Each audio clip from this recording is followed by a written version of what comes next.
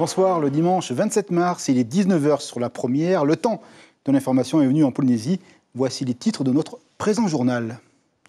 Le monomoteur ne va pas décoller, les rotations inter-îles aux Marquises restent toujours hypothétiques. La Direction générale de l'aviation civile a dit non à l'avion d'Air Tahiti Charter. Les habitants s'impatientent et ils désespèrent. Nous sommes allés sur place. La sanction est tombée cette semaine. Le docteur Théron ne pourra pas exercer pendant un an à partir du mois de juin. Une décision contestée en appel. Ainsi, le nom de ce médecin est l'objet de débats passionnés en Polynésie. Détracteurs et partisans s'opposent. Avec en toile de fond le traitement face à la Covid-19.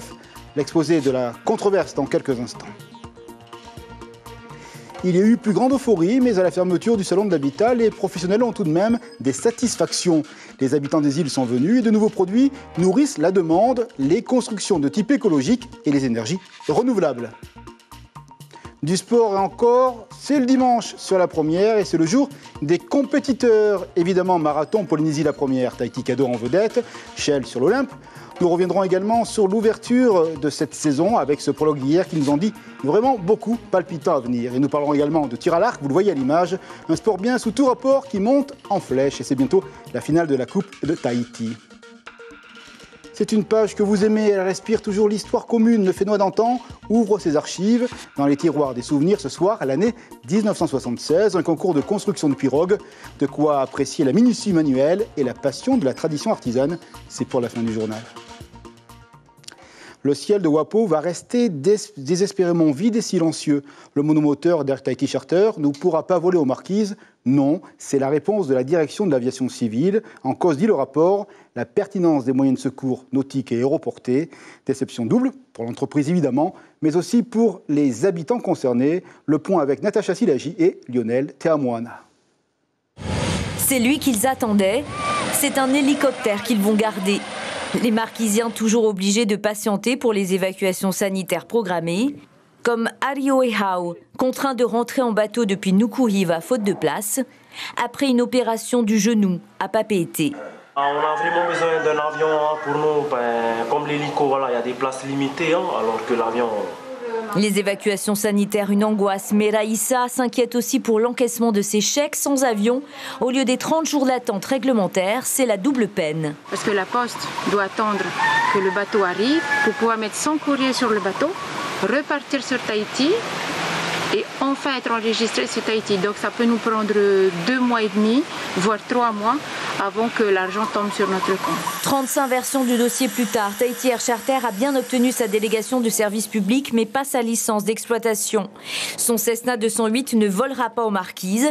Décision de l'aviation civile, 9 mois d'attente pour rien et 16 emplois au sol en attente. Le constat est amer parce que nous avons donc, comme je le disais plus tôt, travaillé pendant de nombreux mois sur ce dossier. Nous avons dépensé énormément d'argent, énormément de ressources humaines. Nous avons fait beaucoup de travaux, beaucoup d'études. Le montant financier de la facture avoisine donc les 100 millions de francs. La population marquisienne s'interrogeait quant à la sécurité elle aussi. Un monomoteur, un seul pilote et aucun moyen de secours nautique ou aéroporté. Beaucoup d'interrogations par rapport à un avion monomoteur, un seul pilote. Et aujourd'hui, ça se confirme au travers de cette décision de la DGAC. Donc, la sécurité d'abord des passagers. Il faudra que ce soit un bimoteur. Si j'ai bien compris, c'était un peu une revendication de la part de la DGAC, avec un armement peut-être avec 2 pilotes, si j'ai bien compris, c'est aussi une exigence, et ça peut être la même compagnie. Un bimoteur avec 2 pilotes, les exigences de sécurité, le monomoteur de Tahiti Air Charter volera en attendant dès le mois de mai vers Raiatea et Mupiti. Et pour prolonger le débat et poser les perspectives, soyez présents demain 7h15 à l'écoute de notre radio. Le vice-président Jean-Christophe Bouissou, chargé des transports interinsulaires, répond à Ibrahim Ahmed Azi. Donc demain matin, 7h15 sur les ondes. Son nom est devenu un sujet de débat sociétal en Polynésie, le docteur Théron. Certains interrogent ses méthodes, d'autres louent son engagement pour le traitement de la Covid-19. À partir du mois de juin, il sera de manière provisoire suspendu de toute activité médicale pour une année. Alors, il retrouve l'ordinaire des jours, mais sa combativité semble intacte. Il nous a reçus ce dimanche. Reportage avec Mélissa Chong et Jacques Damour. Café à la main, le docteur Théron nous reçoit chez lui. C'est ici, face à la baie de Mataveille, qu'il accueillait ses patients durant toute la période Covid-19. Le tribunal administratif lui reproche de ne pas avoir respecté la déontologie médicale, notamment en prescrivant de l'hydroxychloroquine, de pratiquer une médecine qualifiée de foraine et d'avoir tenu des propos injurieux envers le ministre de la Santé et le vice-président du Conseil de l'Ordre. Absent au tribunal, le docteur Théron se défend de ne pas avoir été averti. Moi, je n'ai pas été signifié ni de la plainte et je n'ai pas été convoqué non plus. Par contre, je sais par la presse, depuis déjà des mois, et par des indiscrétions de gens du gouvernement d'ailleurs qui m'en ont fait part, quelques confrères m'ont fait part que je faisais l'objet d'une plainte. Je ne pouvais pas, ni moi ni mes avocats, aller devant cette espèce de tribunal de fantoche là, de la chambre disciplinaire de l'ordre. Je ne pouvais pas y être puisque je ne savais même pas que je devais y aller. Donc il s'agit en fait initialement d'une plainte du gouvernement de la Polynésie française contre le docteur Théron. Celui-ci une plainte a été portée contre lui pour des erreurs déontologiques. Le Conseil de l'ordre de la Polynésie française, notre ordre, s'est associé à cette plainte parce que nous avons estimé que le docteur Théron, de par ses actes, avait discrédité la population médicale. À la retraite depuis juin 2020, le docteur Théron assure ne pas avoir changé son quotidien de médecin généraliste bénévole. Je ne suis pas en interdiction d'exercice. J'ai pitié des gens qui ont pris, s'ils les ont pris, j'espère que non, ces décisions. Et je rassure mes patients sur le fait qu'ils n'ont pas été soignés par un charlatan. Ils ont été soignés par un médecin en règle et qui ne faisait que répondre au devoir sacré d'assistance à personne en danger.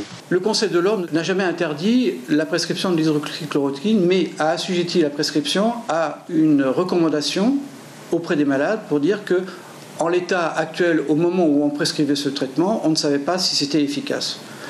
Chose que l'on reproche au docteur Théron d'avoir prescrit sans avertir les patients, d'une part, et d'autre part, il a prescrit l'hydroxychloroquine alors que celle-ci était interdite de par un arrêté fixé par le gouvernement en Polynésie. Jean-Paul Théron a 2 mois pour faire appel de la décision du tribunal administratif. Quant au procès pour violence aggravée envers un huissier de justice, il a été renvoyé au 27 mai prochain. Autre thème, construire ou avoir son chez-soi, un rêve dont les difficultés du moment semblent éloigner la possibilité. Avec la hausse du foncier et l'inflation frappant les matériaux, ce serait plutôt l'est-béton. Toutefois, la demande reste là, elle prend aussi une autre forme. La maison écologique et les énergies renouvelables sont demandées. Au bout du compte, un salon de l'habitat au bilan globalement positif. Compte rendu sur place, Mérine Gamblin avec Patita Saver. Sans frais ? Comment sans frais ? Marché conclu pour Emilienne et son mari. Venus tout droit de Huahine, ils ont opté pour le chauffe-eau solaire, plus durable, mais surtout très rentable. L'option paiement, plusieurs fois sans frais, a définitivement convaincu le couple. Je trouve que c'est une manière économique de profiter du soleil, d'avoir un chauffe-eau solaire et de l'eau chaude tout le temps. Et même quand il pleut, on a aussi de l'eau chaude.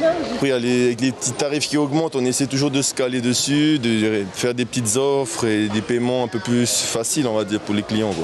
Des gestes bienvenus car les temps sont durs. Laurent propose des maisons en acier, un matériau écologique extrêmement pratique et résistant, adapté au climat des îles. Ces tarifs ont attiré les visiteurs et tant mieux pour l'environnement. L'écologisme vient en second plan, enfin pour les gens qui viennent nous voir. Le principal intérêt, c'est la rapidité d'exécution et les tarifs et la pérennité de l'ouvrage. Pour l'achat de leur maison, Emilienne et Roméo se sont plutôt tournés vers l'Office polynésien de l'habitat. Parce qu'on se rend compte qu'en fait c'est un concept en rapport qualité-prix qui est super. Parce que quand on fait des devis pour faire une maison, c'est très cher. Un contexte économique difficile à la sortie d'une crise sanitaire lourde qui a fait baisser le nombre de visiteurs et d'exposants. Mais tous étaient heureux de cette reprise, libérés de toute restriction sanitaire. On a fait un tour auprès de nos exposants depuis l'ouverture et c'est vrai qu'ils sont plutôt satisfaits de ce salon, tant au niveau de la fréquentation que des rendez-vous qu'ils ont pu avoir et voilà, donc c'est une belle nouvelle, c'est un bel événement, on est très contents. Si le bilan doit encore être dressé, les organisateurs ont déjà comptabilisé plus de 10 000 visiteurs. Et vous le savez, la signature de la première, c'est le sport. Comme tous les dimanches soirs, voici notre rendez-vous. Top départ.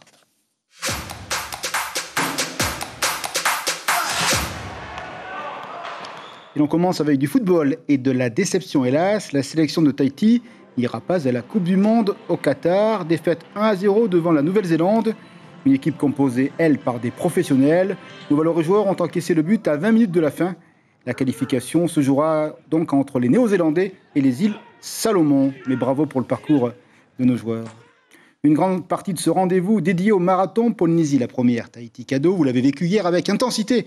Et avec cette bagarre qui nous a régalé, Shell au devant, l'OPT avec fougue et Air Tahiti sur le podium. Ailleurs, chez les juniors et dans le top 40, du bon mais aussi des équipages rattrapés par le contrôle antidopage. Mais revenons au sport au vrai avec cette page spéciale concoctée par David Chang et Mirko Banfo. L'exploit au plus près, c'est tout de suite sur vos écrans.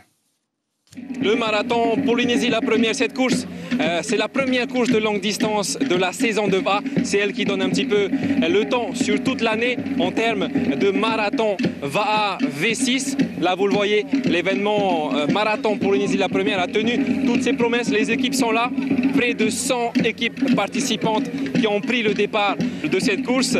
En tout cas, vous le savez, c'est Shell VA qui a remporté les deux étapes, l'étape aller et l'étape retour entre Tahiti et Moorea. Elle a donc confirmé son avance. On va d'ailleurs écouter David Tepava, le coach de l'équipe, tout de suite.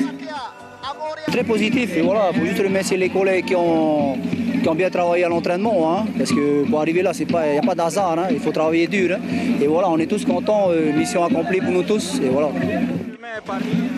Avec OPT, surprise? Non, pas de surprise, parce que voilà, toutes les courses, voilà, il y a du combat. Hein. Au contraire, ça c'est intéressant quand c'est comme ça. Comme ça nous remet aussi en question, hein, pour la suite de l'année, hein, par rapport aux entraînements. Mais sinon, non, tant qu'il y a du combat, c'est ce que les supporters préfèrent, on va dire. Hein.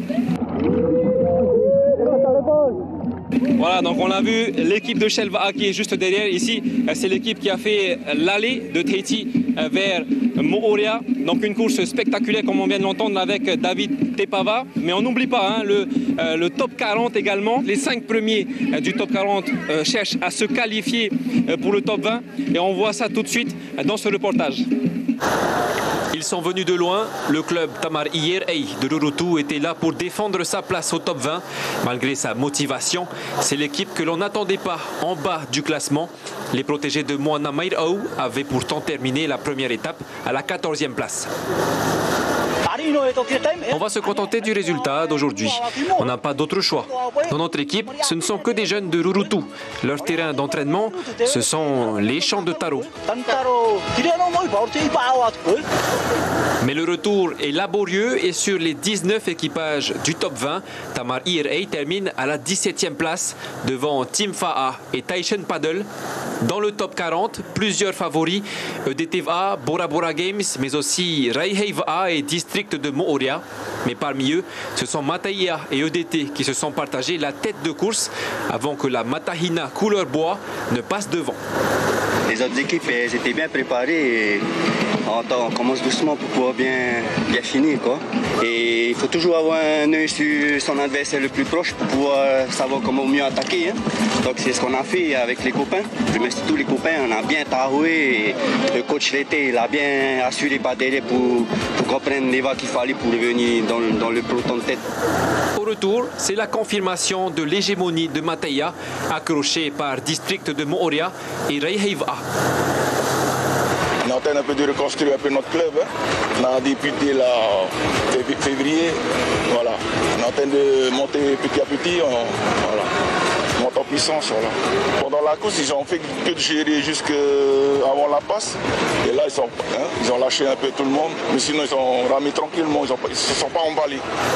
Sur les 5 prétendants au top 20, Raihei VA et Moorea vont se retrouver disqualifiés, ce qui permet à EDT VA, Enviropol, Bora Bora et Tumar VA de gagner leur ticket et rejoindre l'élite l'an prochain. Voilà pour ce qui est de la qualification des équipages du top 40 pour le top 20 et vice-versa pour les équipes qui n'ont pas réussi à se maintenir dans le top 20 pour l'année prochaine. En tout cas, du côté des femmes, c'est Ihilani qui s'est imposé, que ce soit à l'aller ou au retour, juste devant l'équipage de Teva. On les félicite d'ailleurs et on va prendre la réaction de Vaimiti Maoni. Alors Vaimiti, cette course-là, elle était particulièrement difficile. Oui, surtout au retour, il y avait beaucoup de vent, c'était pas facile, d'autant plus qu'on était 4 à faire l'aller-retour, donc il fallait avoir un mental d'acier. Mais le Tahoe était tellement fort qu'on n'a pas lâché jusqu'au bout. À l'aller, ça va, on avait pris un bon départ, on était un peu en coude à coude avec Teva et donc on n'a pas paniqué, puis on a fait notre course. Elle n'était pas loin, je pense, pendant un moment. Mais à Moria, on avait une distance, une avance. Ouais, confortable, on va dire. À un moment donné, on a un peu flippé quand une de nos filles a été défaillante à l'entrée de la passe de Veyare. Mais tout s'est bien passé. Et au retour, Teva a pris un meilleur départ que nous, le temps que l'on se retrouve et tout, après avec le coup de barre aussi de l'aller et tout. Mais quand on s'est reprise, les filles sont allées fort.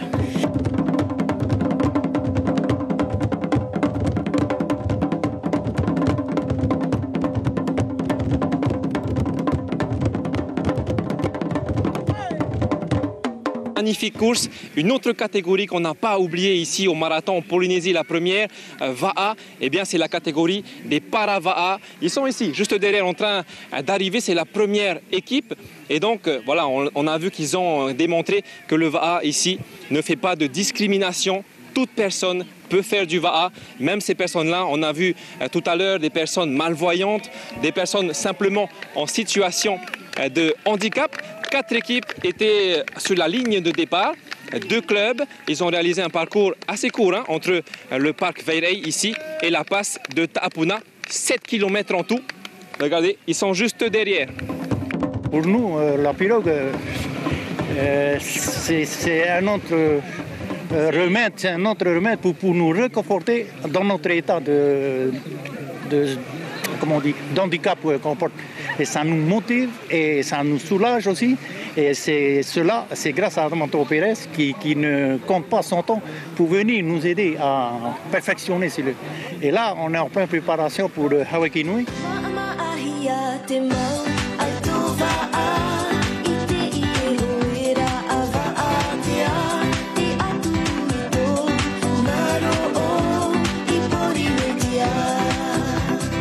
Voilà, c'est ainsi que s'achève cette partie spéciale dédiée au marathon VAA, cette course, on le rappelle, qui démarre la saison de VAA longue distance V6 de l'année. On le rappelle, c'est Shell VAA qui s'est imposé dans la catégorie des top 20. Avec pas loin derrière OPT, et vous voyez à l'écran le classement qui s'affiche.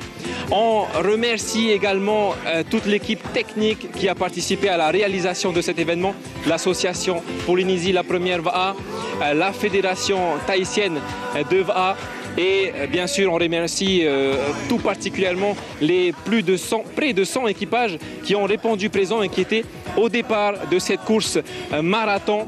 Je suis avec l'équipe Tahitian Paddle mixte et ça m'a donné envie de ramer, je sais pas, j'ai demandé au Fahoro de sortir. Allez, on va essayer un petit peu. Allez les gars.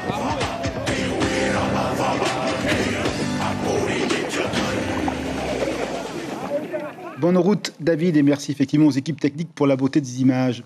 Un sport qui gagne à être connu, le tir à l'arc. La fédération en Polynésie est hyper active. Les compétitions s'enchaînent. Aujourd'hui, c'était la dernière journée de la Coupe de Tahiti. Avant la finale, 5 catégories, plus de 20 compétiteurs. Un ultime tour de chauffe car la coupe sera remise lors des épreuves du 24 avril. L'ambiance et le fair-play qui règnent dans ce sport sont un moteur pour séduire de nouveaux pratiquants. Isabelle Bernard-Pellegrin de la fédération répond à Hubert Liao. On a beaucoup d'archers en école de tir. On a 40 à 50 personnes le mercredi et le samedi. Des personnes qui viennent aussi sur des compétitions qu'on met en place avec nous pour justement faire ces sélections et puis ces finales. Et tout le monde aime ça. Donc vraiment, c'est une discipline qui plaît bien. On est dehors, on apprend à se calmer, on apprend à se concentrer et c'est vraiment tout bénéfice pour les archers, quel que soit l'âge. Donc notez bien, rendez-vous le 24 avril pour la finale de la Coupe de Tahiti. C'est la fin de la page dédiée au sport dans ce journal. Le jingle.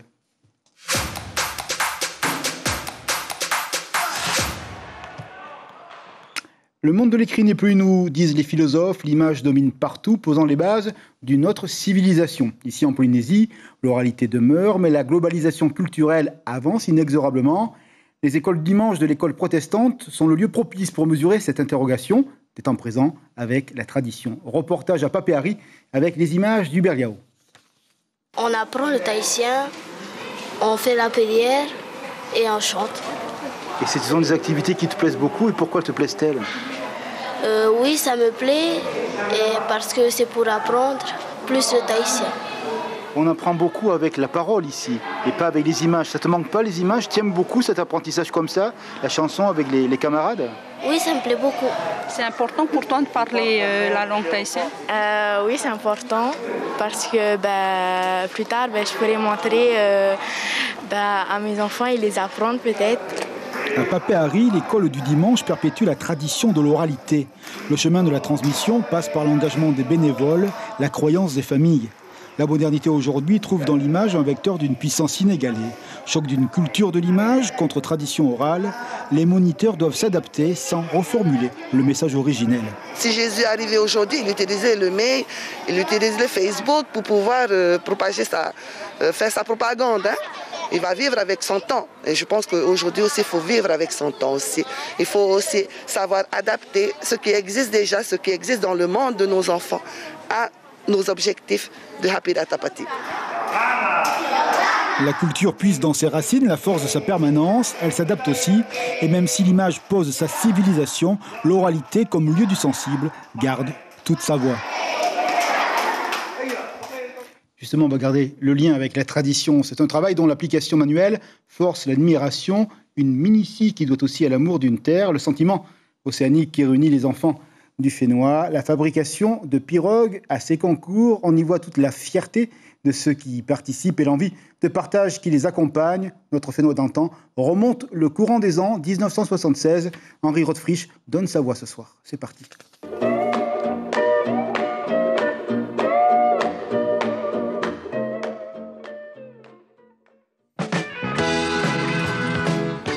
Beaucoup de bruit pour cette journée artisanale de la pirogue samedi. Il y avait en effet beaucoup de monde, mais aussi beaucoup d'instruments bruyants pour ce concours de taille de pirogue qui avait rassemblé beaucoup de monde. Dès le départ, il y avait 3 équipes à participer à cette rencontre. Au départ, il en était prévu 4, mais l'équipe de Teva s'était désistée à la dernière minute.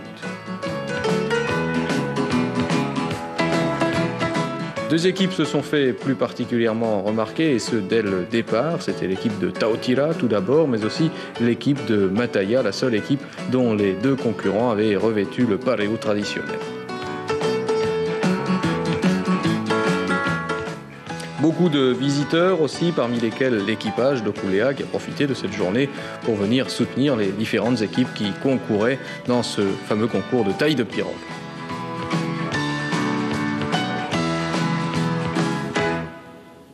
À noter qu'il y avait des prix prévus et des primes, mais que les spectateurs aussi ont participé et que devant l'ardeur de chacun des participants, ils ont offert de même un certain nombre de primes. Tout de suite, le résultat, le jury, après une délibération difficile et après l'essai des embarcations, a classé première la pirogue réalisée par Jean Terivaine et par Piero Maiuti de Mataya, qui a reçu la prime donc du premier prix.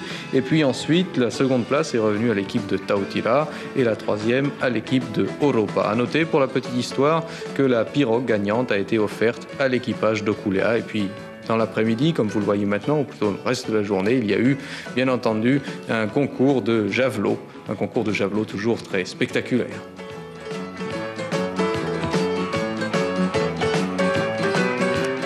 Alors rendez-vous toujours sympa avec les visages que l'on aime, les visages qui ont sans aucun doute gagné quelques rides. C'était en 76.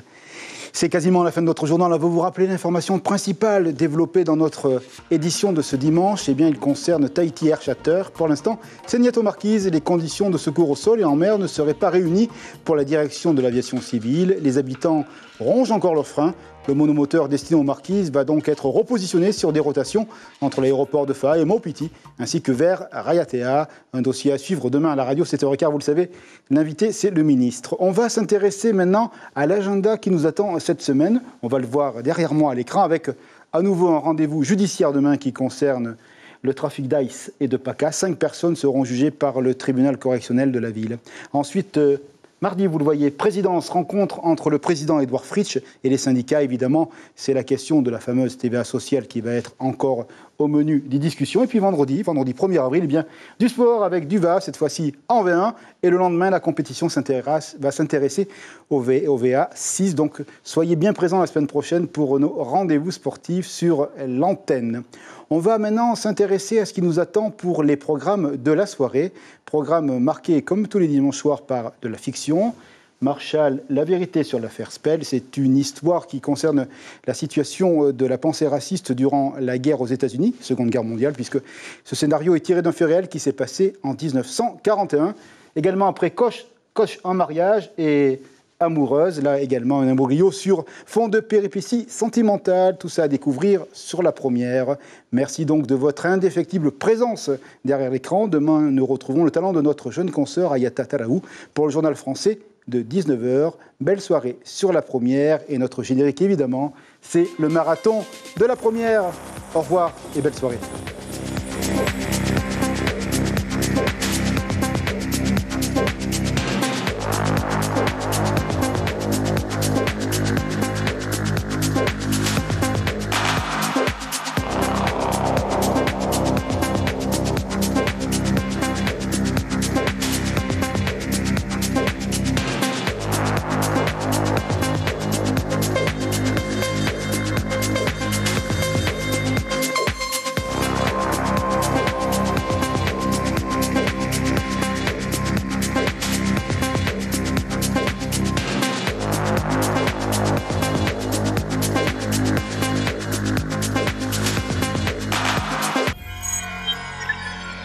Retrouvez ce programme en replay sur notre site internet.